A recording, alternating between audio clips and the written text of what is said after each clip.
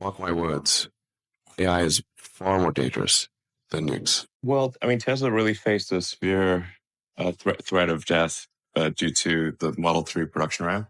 Essentially, the company was bleeding money like crazy, and just if we didn't solve these problems in a very short period of time, we would die. And it was extremely difficult to solve them. How close to death did you come? Within single-digit weeks. 22 hours a day, or like what? How many I hours? was working so 7 days a week, sleeping in the factory. I worked in the paint shop, general assembly, body shop. No one should put this many hours into work. This is not good. People should not work this hard.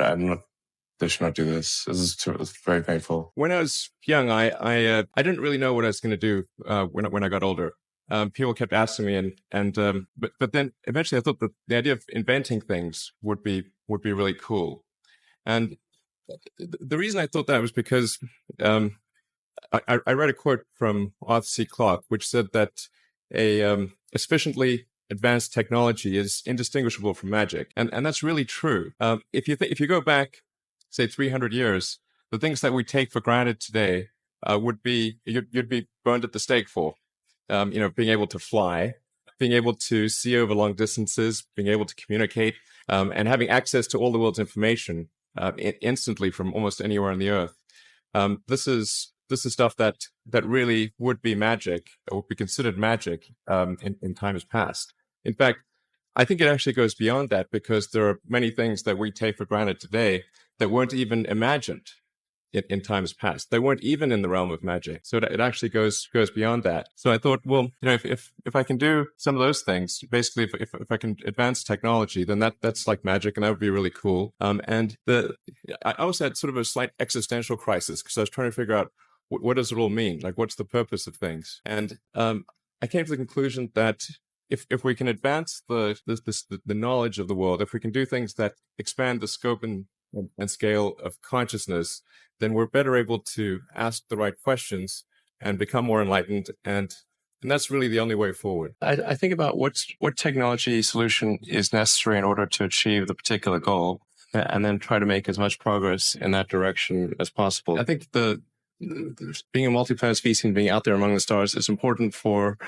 the long-term survival of humanity. But then the part that I find personally most motivating is that it creates a sense of adventure, and it makes people excited about the future.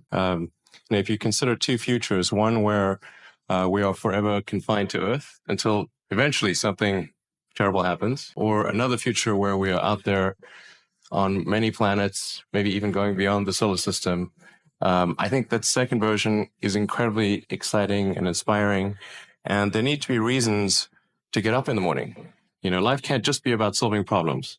Otherwise, what's the point?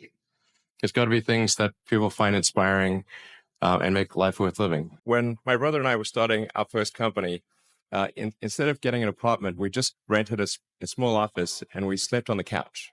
And we showered at the YMCA, and we're so hot up, we had one computer. So the website was up during the day, and I was coding at night, 7 days a week, all the time. And I sort of briefly had a girlfriend in that period, and in order to be with me, she had to sleep in the office. So work hard, like every waking hour. That's the thing I would say, particularly if you're starting a company. A natural human tendency is wishful thinking.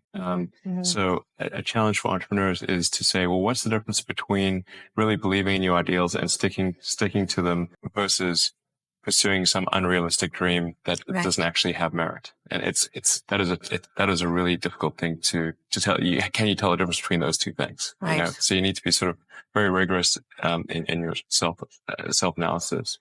I think certainly extremely tenacious, and then just work like hell. I mean, you just have to put in 80 to 100-hour weeks every week.